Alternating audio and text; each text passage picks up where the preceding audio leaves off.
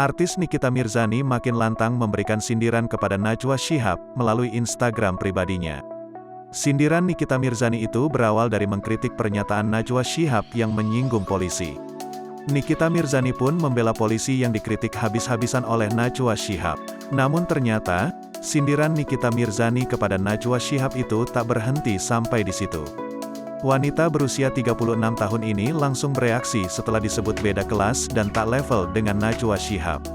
Dalam postingannya, Nikita Mirzani menyinggung soal perselingkuhan. Bahkan kini, Nikita Mirzani mulai memberikan sindiran soal pelakor atau perebut laki orang. Meski tak secara gamblang siapa sosok yang berselingkuh, namun publik yakin postingan Nikita Mirzani itu ditujukan untuk Najwa Shihab. Tak hanya itu, Nikita Mirzani menyinggung soal seseorang berpendidikan tinggi tapi memiliki kelakuan yang buruk.